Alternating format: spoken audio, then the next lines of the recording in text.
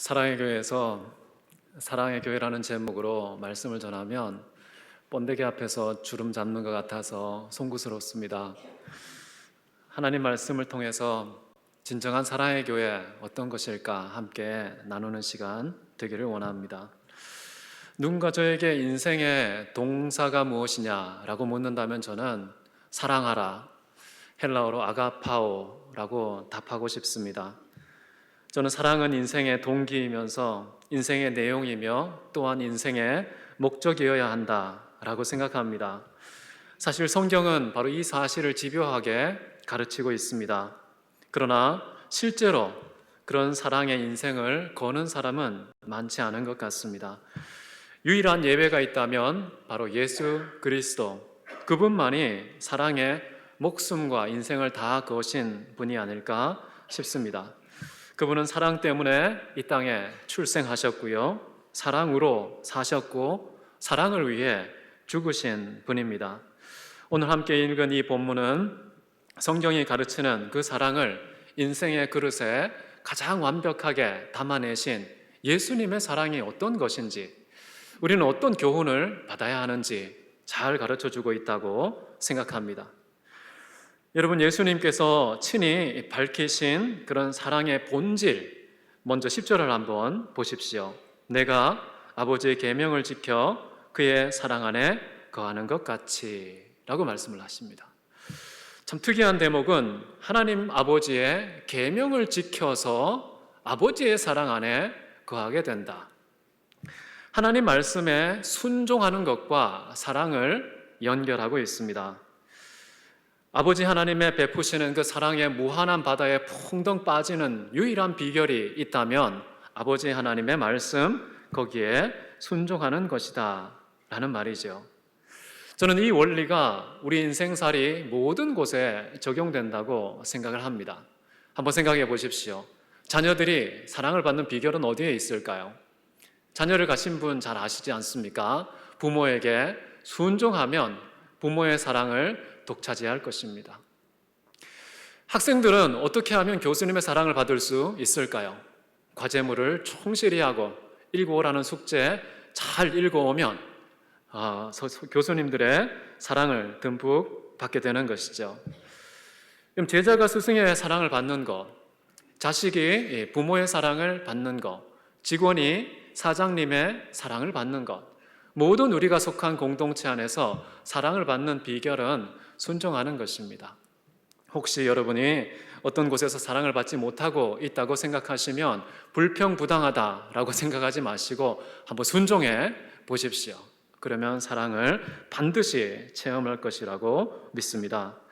성경은 분명히 아버지 하나님의 사랑을 어떻게 받느냐, 어떻게 아버지를 사랑할 수 있느냐, 예수님께서 친히 살아내신 그 비결이 뭐였냐 하면 아버지의 계명을 지켜서 그렇게 된 것이다 라고 말씀하고 있습니다.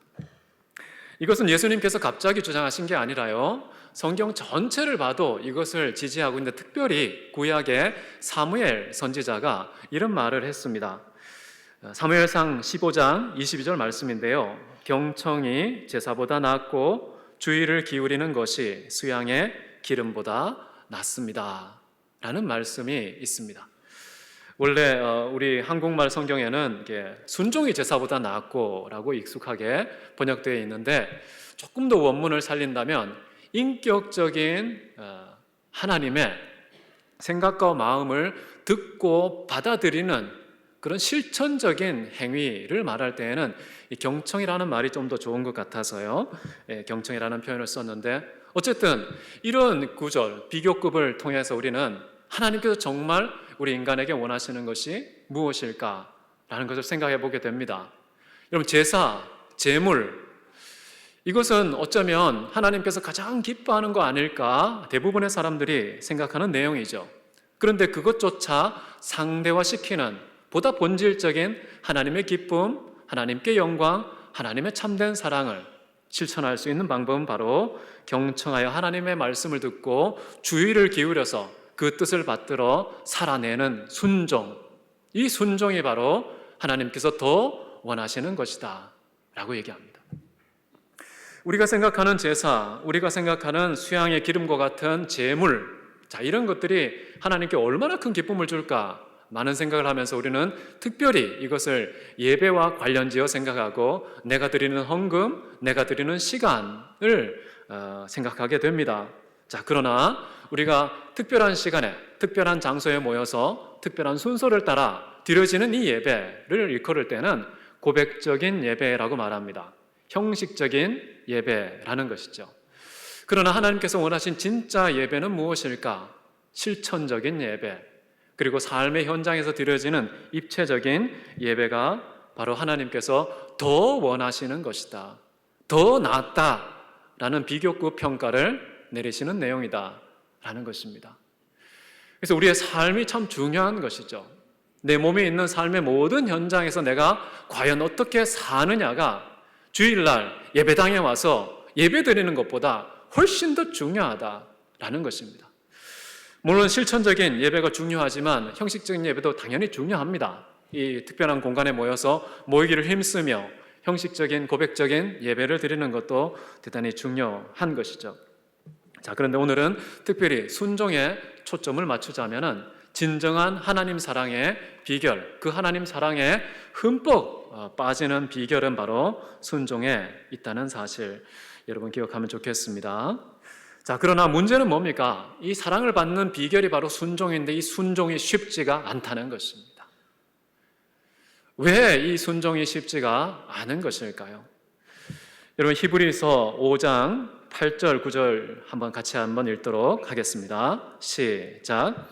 비록 그가 아들이긴 하였으나 받으신 고난으로 순종함을 배워서 온전하게 되신 그는 자기에게 순종하는 모든 자에게 영원한 구원의 근원이 되시고. 여기 보면은 예수님께서 순종하기 쉬우셨다고 나왔습니까? 어렵다고 나와 있습니까? 보시면 순종함을 어떻게 배웠느냐? 받으신 고난을 통해서 비로소 배웠고 온전케 되었다고 말씀하고 있습니다. 여러분, 예수님은 하나님의 아들 아닙니까? 아버지와 아들이 뜻과 생각과 기호와 가치관이 일치하는데 뭐가 그렇게 힘들겠습니까? 그럼에도 불구하고 이 순종이라는 것은 받으신 고난의 비용을 지불하지 않으면 배울 수 없는, 학습받지 못하는 아주 특별한 신앙의 내용이다 라고 예수님이 친히 우리에게 가르쳐주고 있다는 것이죠. 예수님이 받으신 고난의 가장 결정적인 것은 십자가 위에 죽으심까지 포함하는 것입니다. 다시 말하면 순종을 제대로 배우기 위해서는요, 목숨을 대가로 지불하는 것까지 요구하고 있다는 것이죠. 자기의 생명을 등록금으로 지불하지 않으면 결코 순종의 배움은 일어나지 않는다라고도 볼 수가 있는 것입니다. 그래서 순종한다는 것은요, 참 어려운 것입니다. 좀 다르게 표현하면요, 예수님께서 요한복음 12장에 이런 표현을 하셨는데요, 누구든지 나를 따라오려거든 어떻게 하라고 했습니까? 자기 십자가를 지고 고난을 당해야 된다는 것이죠. 그 다음에 자기를 부인하고 나를 따르라 라고 말씀을 하시죠. 다시 말하면 진정 나를 따라오는 순종의 주인공이 되려면은 자기를 부인해야 된다라는 것이죠.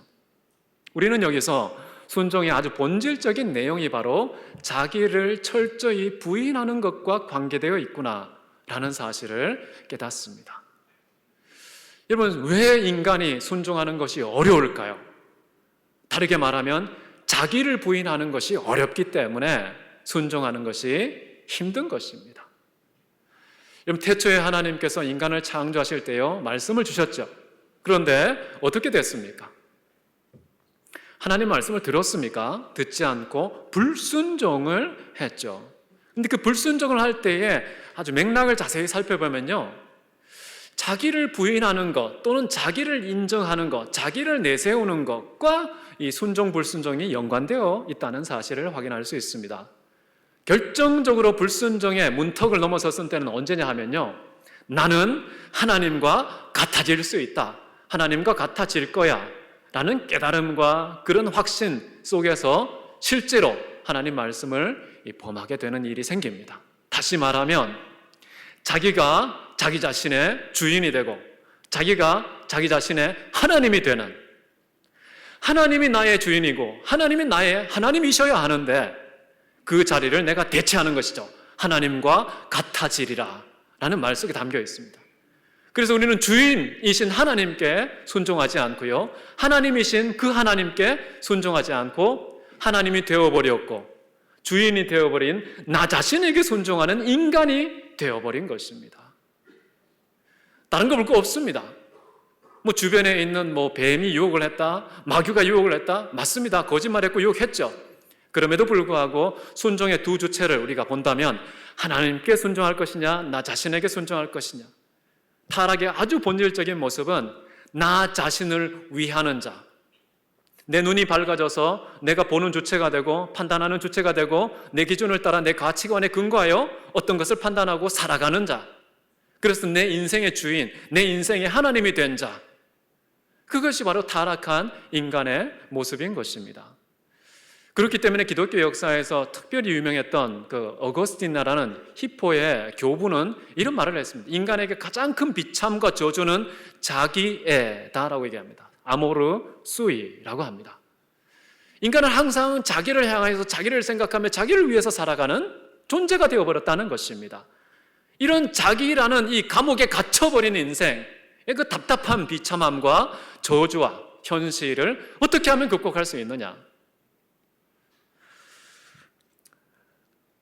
정말 순종한다는 것은요, 자기를 부인하는 것이다 라는 것을 여러분 꼭 기억하시면 좋겠습니다. 예수님도 이 십자가에 달려 죽으실 때에 어떤 고백을 했냐 하면 이런 고백을 했습니다. 나의 하나님 어찌하여 나를 버리셨나이까. 이게 무슨 말일까요?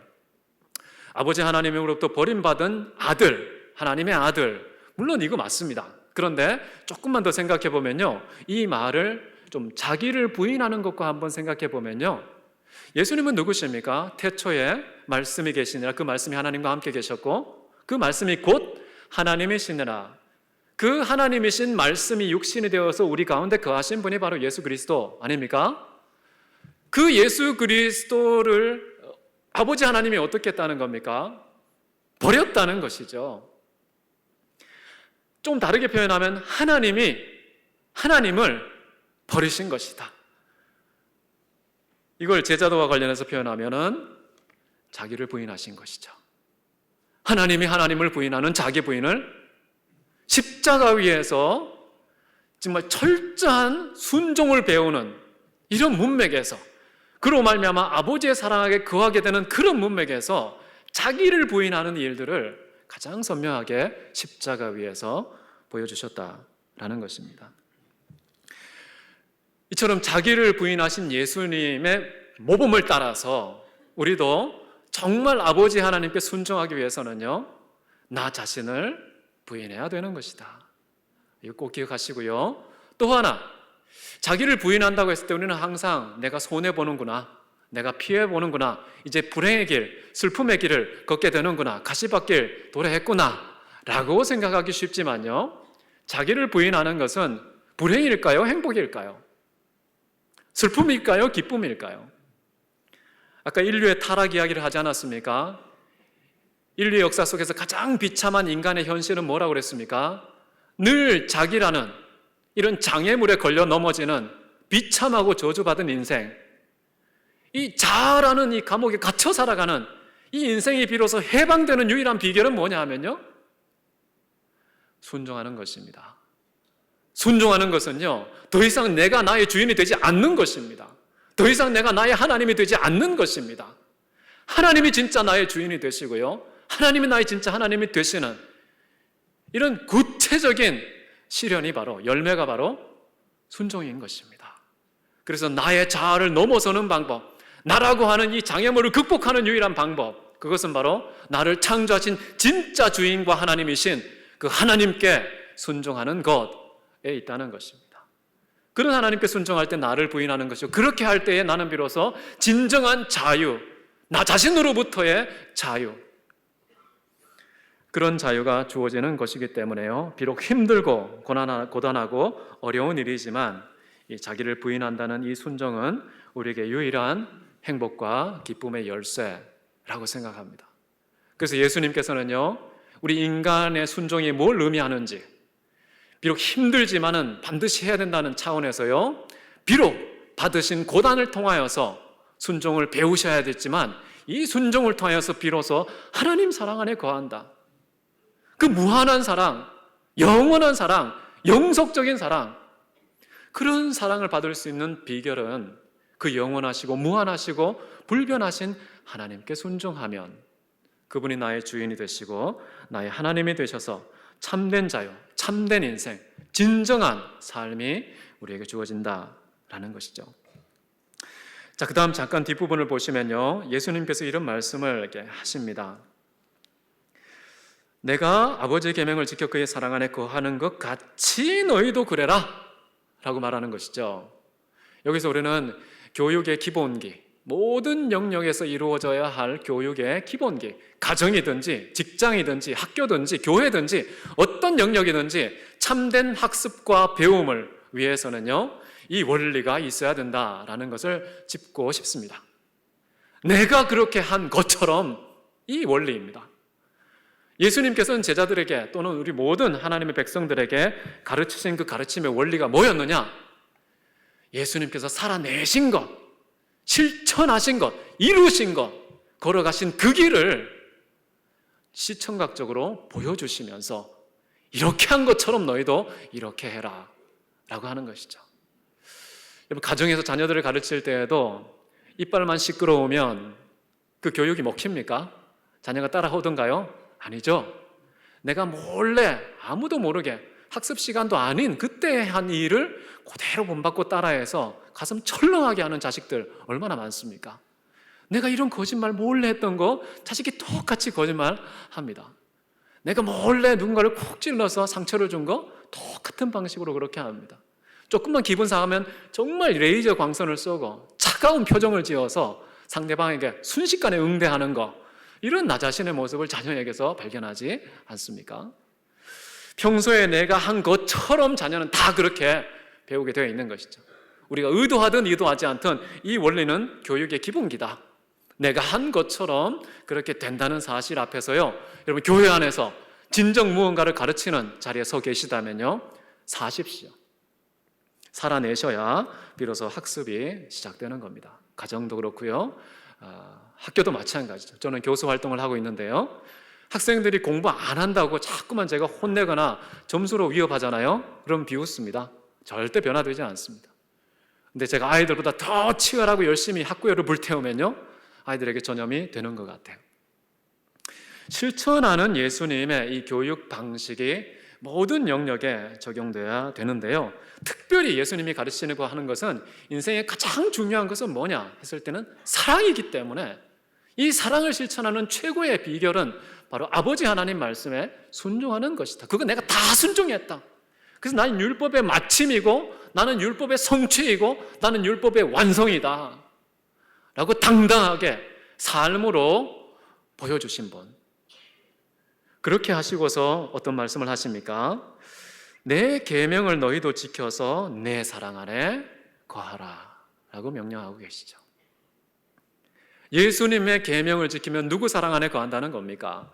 그리스도 예수의 사랑 안에 거한다는 것이죠. 여러분, 사랑받고 싶지 않는 사람 누가 있습니까? 사람들의 사랑이 아니라 하나님의 사랑받고 싶지 않은 사람이 또 누가 있습니까? 우리를 가장 사랑하신 예수님 사랑받는 거 인생의 가장 큰 행복일 텐데요, 그 비결을 지금 예수님께서 지금 펼쳐 보여주신 것이죠. 예수님의 계명 지켜 행하면 내 사랑 안에 거한다. 자, 그러면 예수님의 계명은 무엇입니까? 라고 나올 법도 한데 한 절을 띄워서 설명합니다. 그래서 그 다음 절은 좀 다른 얘기가 나오는데요, 11절 보시면 내가 이것을 너희에게 이르면 내 기쁨이 너희 안에 있어 너희 기쁨을 충만하게 하려 하십니다. 자, 여기 보시면은요, 예수님께서 왜 이 말을 하셨는지 그 이유를 밝히기를, 내 기쁨이 너희 안에 있어야 되겠고 그렇게 되면 너희 기쁨이 충만하게 된다, 다시 말하면 완전하게 된다라는 말씀을 지금 하십니다. 지금 내가 한 것처럼 너희도 하면은 사랑 안에 거하는데 그 사랑 안에 거하는 구체적인 내용은 무엇이냐? 내 기쁨이 너희 안에 거하고 너희의 기쁨은 충만하게 될 것이다 라는 일종의 그 떡밥부터 제시하십니다. 봤지? 이 정도 기가 막힌 유익을 얻기 때문에 내 계명에 순종해야 되지 않겠어? 라는 그런 이 결과, 누리는 유익에 대해서 먼저 이야기를 꺼냅니다. 여러분, 예수님의 기쁨이 우리 안에 가는 유일한 방법은 예수님의 계명을 순종하는 것입니다. 예수님의 기쁨이 거하지 않는 사람은요, 아주 일시적인, 찰나적인, 너무나 덧없는 기쁨에 중독되어 살아가기가 쉽습니다. 그 기쁨 한 조각을 얻기 위해서 생명을 던지고 정말 불의와 타협하고 거짓도 불사하는 그런 일들을 하지 않습니까? 눈앞에 있는 정말 초라한 기쁨의 그 덧없는 조각 한 조각 때문에 우리가 얼마나 우리의 삶과 거래하는 일들이 많습니까? 근데 정말 하나님께서 우리에게 초청하신 그 기쁨의 영역은요, 예수 그리스도의 기쁨을 우리에게 주기 원하신다. 이 기쁨은요, 영원한 기쁨입니다.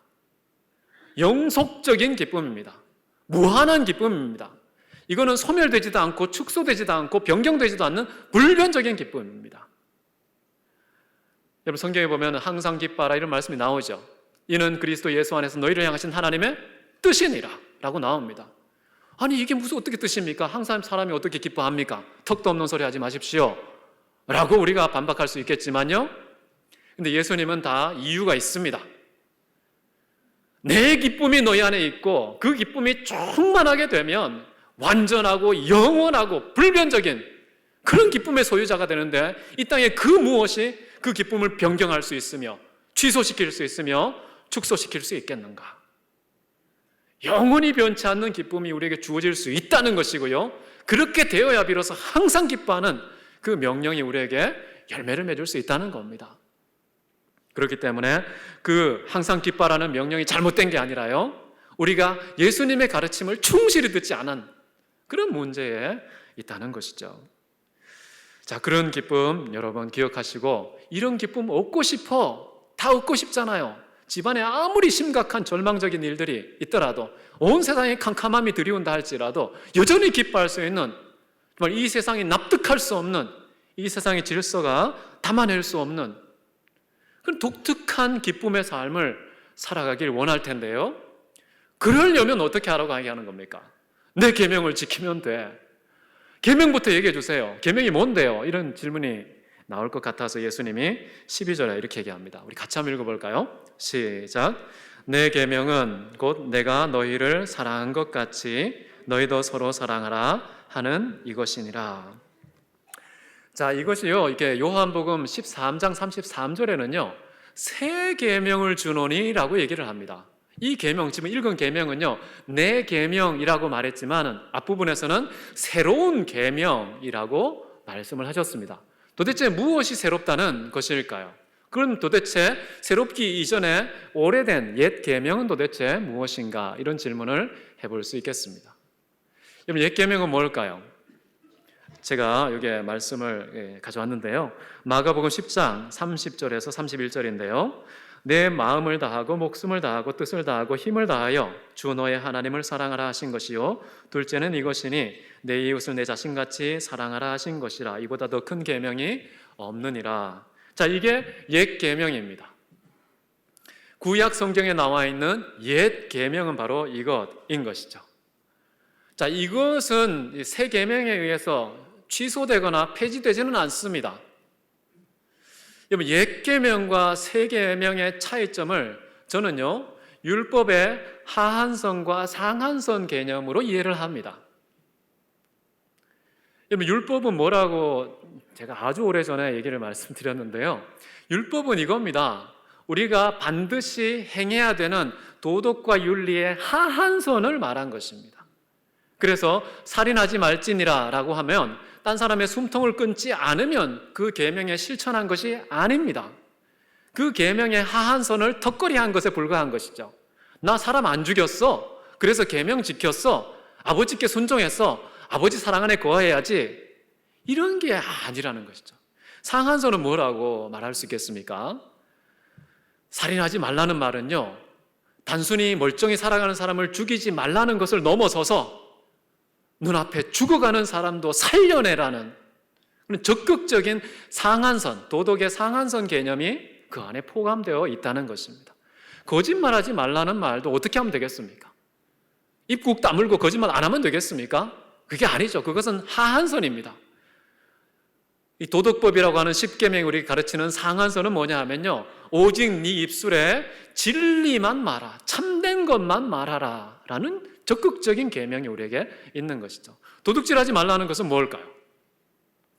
남의 소유물에 손대지 말라는 이런 소극적인 하한선 율법의 계명도 있지만, 상한선은 뭐냐 하면요, 주변에 혹시 가난한 사람이 있어서 도움이 필요한 사람이 보이거든 우리가 열심히 일해서 줄 것이 있는 자로 준비되어 있으라는 그런 계명으로 사도 바울은 재해석합니다.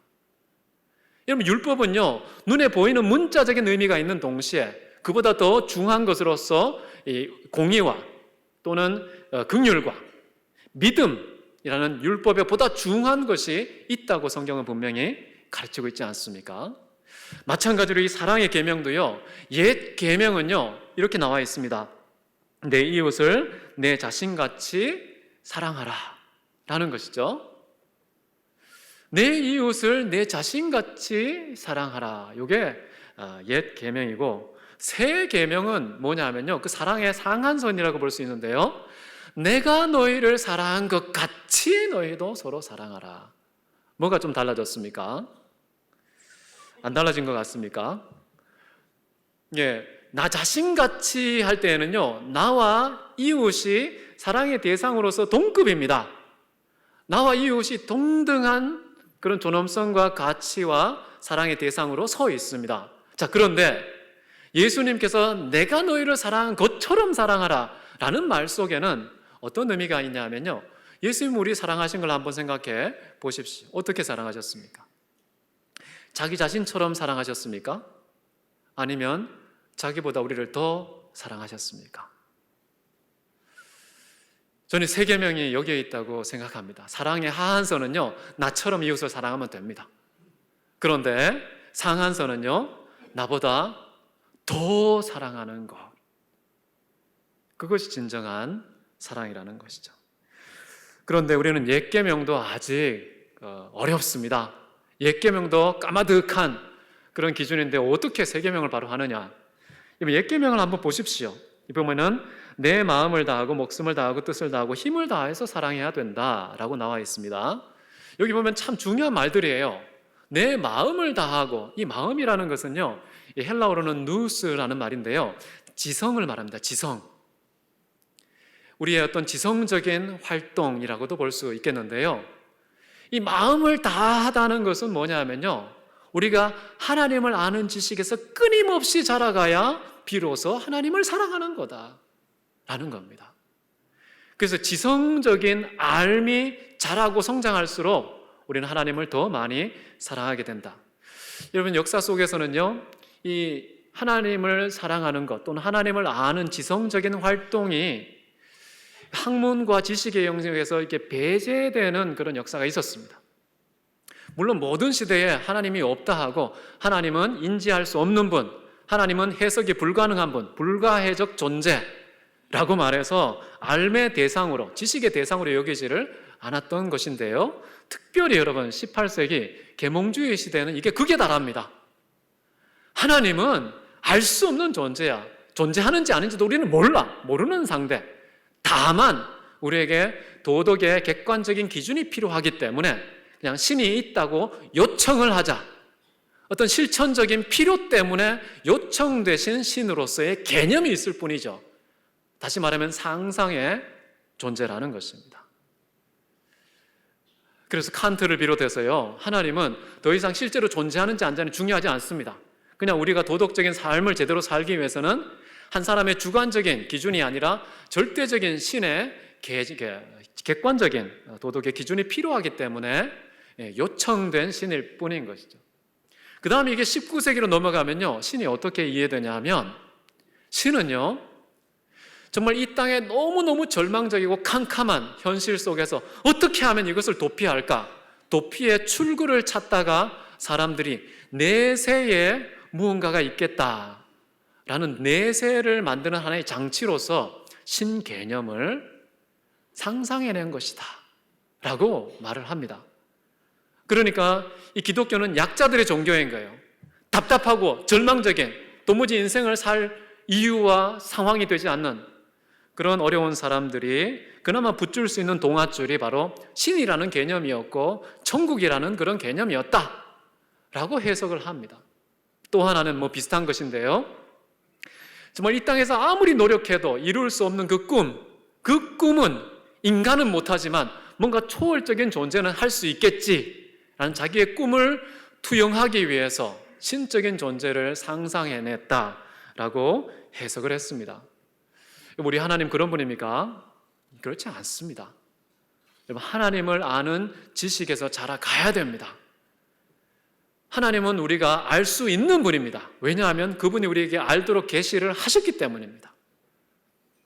그렇기 때문에 우리는 끊임없이 하나님을 아는 지식에서 자라갈 수 있도록 성경을 보시고 연구하고 설교를 듣고 계속해서 묵상하고 연구하는 그런 저와 여러분 되면 좋겠습니다. 그 다음에 보시면요, 뭘 해야 됩니까? 목숨을 다하여라는 말이 나오지 않습니까? 여기서 목숨이라는 것은 두 가지로 번역됩니다. 우리의 생명을 말하는 것이기도 하고요, 우리의 삶을 말하는 것이기도 합니다. 삶을 다하여 하나님을 사랑하라라는 것은요, 우리가 태어날 때부터 죽을 때까지 모든 삶의 순간이 사랑이 되도록 하라는 뜻입니다. 정말 인간이 죄를 지어서 결국 사망에 이르게 되었는데요, 가장 큰 문제는 뭐냐 하면 하나님을 더 이상 사랑할 수 없는 그런 죽음이 우리에게 있다는 것인 것이죠. 저는 그런 생각이 듭니다. 하나님께 도대체 우리에게 왜 영원한 생명을 주실까? 왜 영원한 삶을 우리에게 주신 것일까? 왜 그런 것 같습니까? 저는 하나님께서 우리로 하여금 영원한 사랑을 할 수 있도록 영원한 생명과 삶을 허락하신 것이다 라고 생각합니다. 나 오래 살 거야, 이게 가치가 아니라요, 하나님을 영원히 사랑할 수 있는 자가 되는 것, 그게 바로 진정한 이유라고 생각하는데요.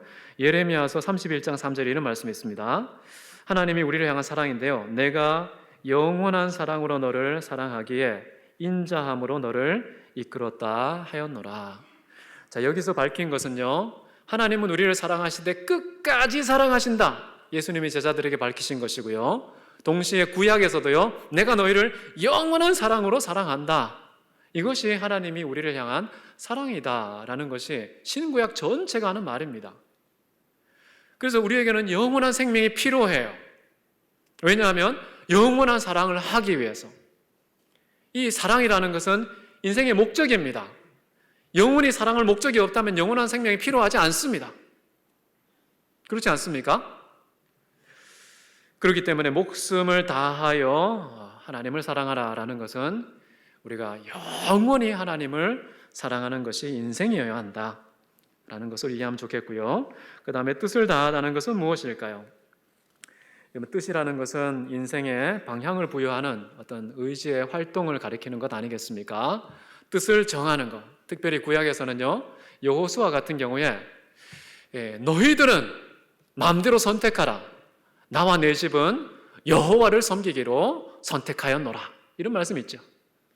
의지적인 결단과 각오와 집중력이 필요합니다. 우리는 삶을 살아갈 때요, 의도적으로, 의지적으로 하나님을 사랑해야 됩니다. 그것이 인생이니까요. 그 사랑에서 벗어나는 모든 것은요, 제가 볼 때는 탕진하는 것입니다. 참된 인생에서 배제되는 내용이 될 수밖에 없다는 것이죠. 그 다음에 마지막으로는요, 힘을 다하여라는 말. 힘이라는 것은요, 재능을 말합니다. 또는 은사를 말하는 것이죠.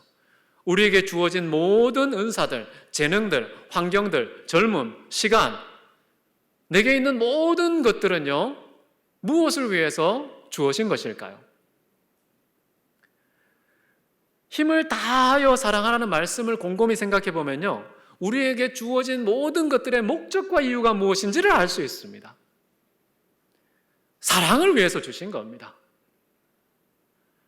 여러분이 갖고 있는 재능, 건강, 돈, 관계, 집안, 여러분이 갖고 있는 괜찮다고 판단되는 그 모든 것들은요, 하나님의 사랑을 위해서 쓰셔야 합니다.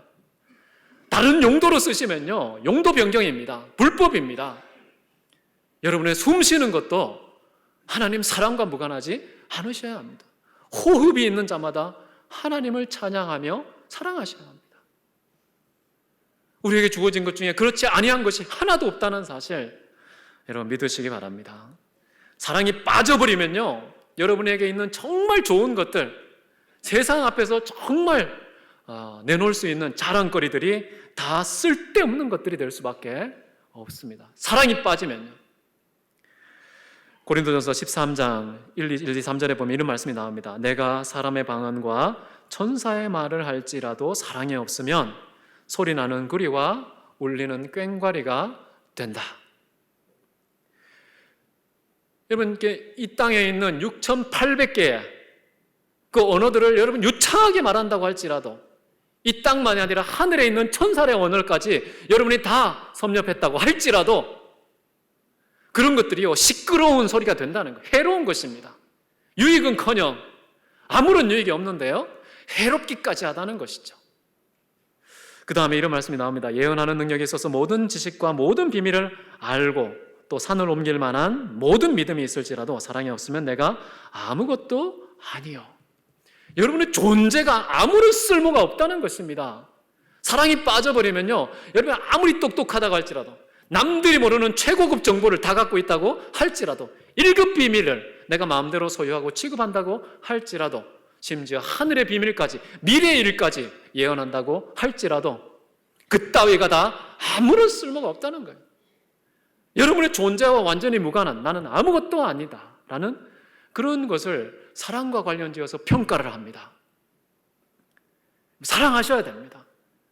사랑하지 않으면 이 건물이 무슨 소용이 있습니까?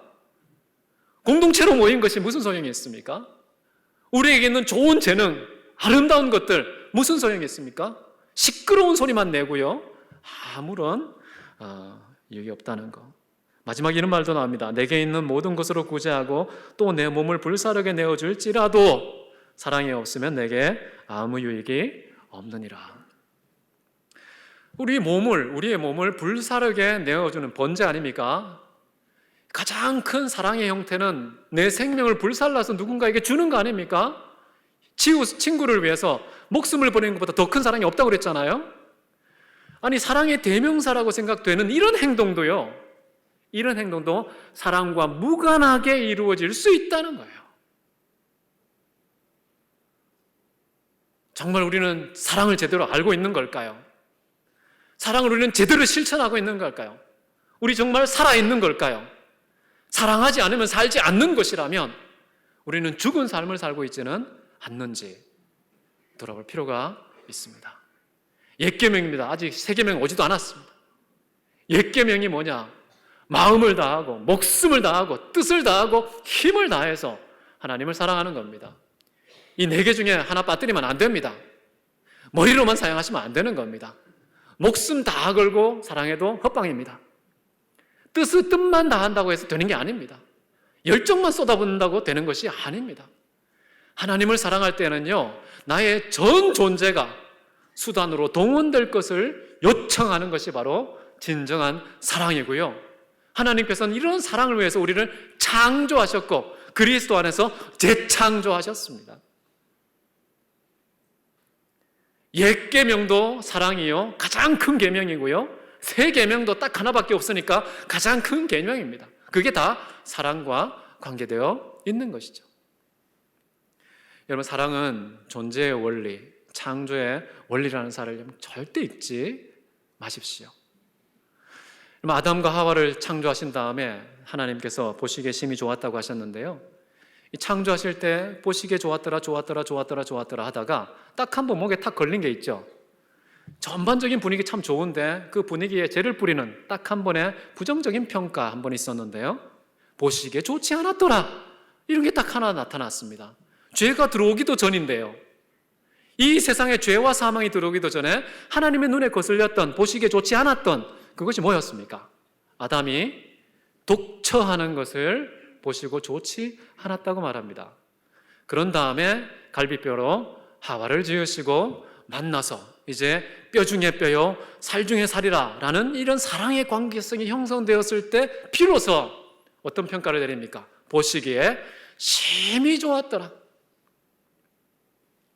우리가 사랑할 때에요, 상대방을 향하여서 내 뼈 중에 뼈요, 살 중에 살이라는 이런 사랑의 관계성이 형성됐을 때 우리도 하나님께서 태초에 창조하실 때에 가장 보시기에 아름다운 인생, 가장 아름다운 존재, 본래 창조의 목적을 회복하는 그런 축복이 주어지지만 동시에 하나님을 향해서는요, 가장 큰 기쁨을 우리가 드릴 수 있다는 것입니다. 이게 이제 옛 계명이라는 겁니다. 옛 계명. 근데 옛 계명의 대상을 한번 보십시오. 내 이웃을 내 자신같이 사랑하라. 새 계명은 이웃이라는 말이 없습니다. 근데 옛 계명에는요, 이웃이라는 말이 들어가 있습니다. 좀 궁금하지 않습니까? 왜 하나님께서는 내 이웃을 내 몸처럼 사랑하라고 했을까? 내 아내를 내 몸처럼 사랑하라 그러면 쉽게 이해되잖아요. 내 자식을 내 몸처럼 사랑해라. 이해가 되잖아요. 너의 최고 애제자, 제자를 내 몸처럼 사랑하라. 이런 이해가 되는데요. 이게 엉뚱하게도 이웃이라는 말이 나왔습니다. 왜 이웃이 나왔을까요? 율법의 모든 강령인데, 모든 율법이 여기에 수렴되는 결론인데, 이 결론에 이웃을 내 몸처럼 자신처럼 사랑하라 라고 했다는 말은 조금 생각할 필요가 있습니다. 이런 부부간의 사랑은 어떤 겁니까? 부부간의 사랑은 이렇게 에로스라는 표현을 씁니다. 에로스. 기호에 따른 관계성을 말합니다. 기호에 따른 관계성, 에로스. 남편과 아내의 관계죠. 부모와 자녀의 관계는 어떤 겁니까? 혈통에 따른 관계를 말합니다. 이것은 스톨게라는 표현을 씁니다. 스톨게.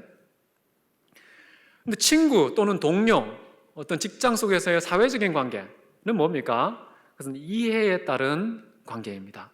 그 이해에 따른 이런 친구의 관계를 일컬어서 필리아라는 표현을 씁니다. 근데 하나님께서 여기 말하시는 사랑은요, 어떤 사랑일까요? 다 아시죠? 스톨게도 아니고 필리아도 아니고 에로스도 아닙니다. 아가페의 사랑이죠. 아가페의 사랑은요, 혈통에 따른 이라는 조건이 붙을 필요가 없습니다. 나의 기호, 내가 좋아하니까, 끌리니까 이런 기호도 그 조건에서 배제되고, 나의 이해관계에 맞아떨어지는 그 관계성이라고 하는 이 사회적인 그런 조건도 배제되고, 모든 종류의 조건들이 다 배제된 무조건적 사랑이 가능한 대상은 누구냐? 그 대상을 짚어낼 때 이웃이라는 표현을 사용하는 것입니다. 그래서 이웃을 사랑한다는 말은요, 무조건적 사랑을 가르치는 가장 중요한 사랑의 대상이라는 것입니다. 이러할 때 하나님께서 우리를 창조하신 창조의 원리가 회복되는 것이고요, 우리가 정말 인생을 하나님이 의도하신 방향대로 살아가는 것이고, 최종적인 그 사랑의 목적에 우리도 도달하게 된다는 것입니다. 근데 그 이웃을 처음에는 내 몸처럼 사랑하라 라고 하셨지만 나중에는 어떻게 한다고요? 나 자신보다 이웃을 더 사랑해야 된다. 이게 하나님께서 이 세상을 창조하시고 공동체를 만드시고 인류의 역사를 지금까지 이끌어 오시면서 가장 궁극적으로 의도하신 인생의 목적이 아닐까 생각합니다. 성경에 이런 말도 나옵니다. 이렇게 사랑하면 우리 공동체가 좋아진다에 멈추지가 않습니다. 이런 사랑을 했을 때 어떤 결과까지 나오느냐 했을 때는 너희가 서로 사랑하면 온 세상 모든 사람들이 너희가 내 제자인 줄 알리라. 여러분, 여기 사랑의 교회 아닙니까? 제자 훈련이 트레이드 마크 아닙니까? 정말 사랑의 교회가 사랑의 교회에 닿으려면 목숨과 마음과 뜻과 힘을 다하여서 하나님을 먼저 사랑하고, 그리고 내 주변에 있는 이해관계도 아니고요, 내가 좋아하는 기호에 따른 것도 아니고요, 내 혈통에 따른 그런 친인척도 아니고 아무런 관계가 없지만 오직 그리스도 예수 안에서 만나게 된 서로를 향하여서 예수님이 우리를 사랑한 것처럼 나 자신보다 상대방을 더 사랑하는 그 사랑을 통해서 진정한 사랑의 교회, 진짜가 나타난 그 교회의 첫 모습을 우리가 회복해야 되지 않겠습니까? 저는 그렇게 믿습니다. 사랑의 교회는 여기 강남에만 있지 않습니다. 이 사랑의 교회 되는 모든 교회가 사랑의 교회입니다.